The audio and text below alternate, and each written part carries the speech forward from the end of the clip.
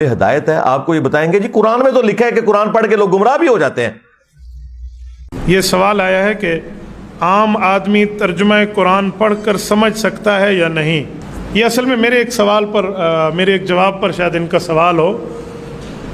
یہ بات ذہن میں رکھیں کہ تلاوت قرآن کرنا تو ہر بندے کا حق ہے، لیکن اگر وہ تلاوت کے ساتھ ترجمہ بھی پڑھنا چاہتا ہے تو اسے چاہیے وہ کسی عالم کی زیر نگرانی پڑھے، خود نہ پڑھے.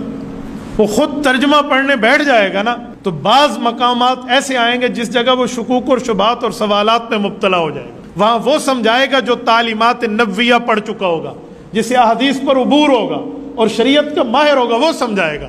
ورنہ عام بندہ تو پریشان ہو جائے گا، اور ایسا پریشان ہوگا کہ اللہ نہ کرے کہیں گمراہی میں مبتلا ہو جائے، جسے قرآن کہتے ہیں یہدی بہ کثیرا ویضل بہ کثیرا، کہ قرآن کے ذریعے ہدایت ملتی ہے تو بعضوں کو گمراہی بھی ملتی ہے.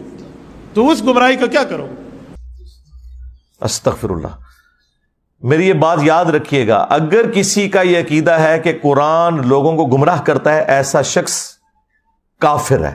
اس کے کفر میں شک کرنے والا بھی کافر ہے.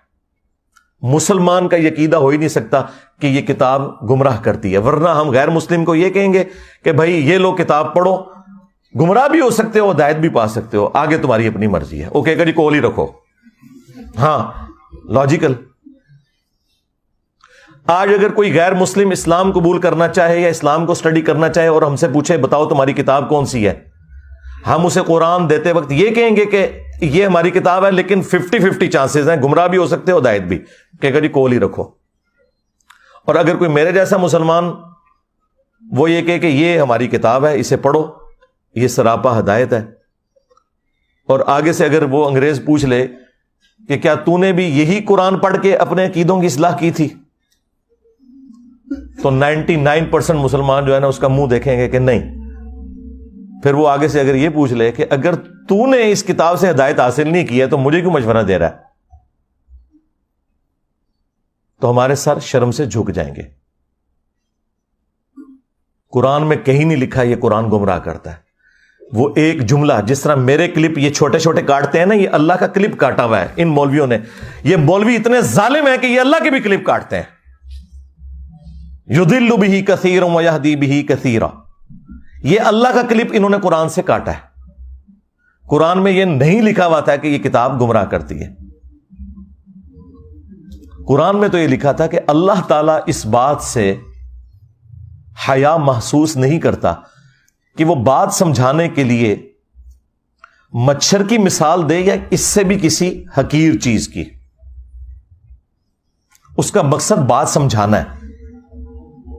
لیکن جو واقعی بات ماننے والے ہوتے ہیں، اللہ تعالیٰ فرماتا ہے کہ وہ یہ جانتے ہیں کہ یہ قرآن اللہ تعالیٰ کی طرف سے حق ہے. اور جو بات ماننے والے نہیں ہوتے وہ اس میں کیڑے نکالتے ہیں اور وہ کہتے ہیں کہ اللہ نے قرآن میں یہ مثال کیوں بیان کی، سورۃ الحج میں مکھی کی بیان کر دی، سورہ العنکبوت میں مکڑی کی بیان کر دی. تو اللہ تعالیٰ تو اتنی بڑی ہستی ہے تو یہ چھوٹی چھوٹی مثالیں کیوں بیان کرتا ہے؟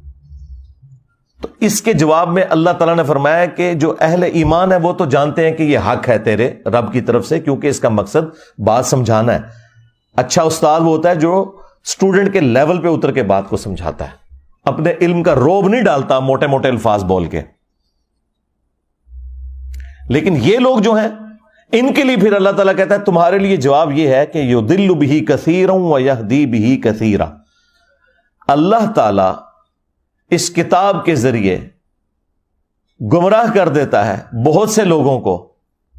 کن لوگوں کو؟ کہ جو نہیں مانتے کہ یہ اللہ کا کلام ہے اور جو اللہ کی مثالوں کے ساتھ ایگری نہیں کرتے. اور ہدایت دے دیتا ہے بہت سے لوگوں کو. وما یضل بہ الا الفاسقین، اور اس سے گمراہ نہیں ہوتے مگر جو فاسق ہیں.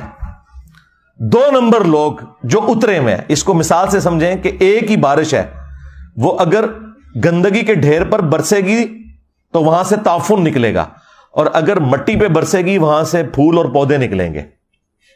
تو اللہ تعالیٰ فرما رہا ہے کہ جو یہ قرآن کو تانا دیتے ہیں نا کہ قرآن میں چھوٹی چھوٹی مثالیں کیوں آئی ہیں، تو اللہ تعالیٰ نے فرمایا کہ جو اہل ایمان ہے وہ تو جانتے ہیں کہ اللہ بات سمجھانا چاہ رہا ہے، اور تم چونکہ بات نہیں سمجھنا چاہ رہے تو یہ اسی لیے نازل ہوئی ہے تاکہ تم اس میں کیڑے نکالو اور گمراہ ہو جاؤ۔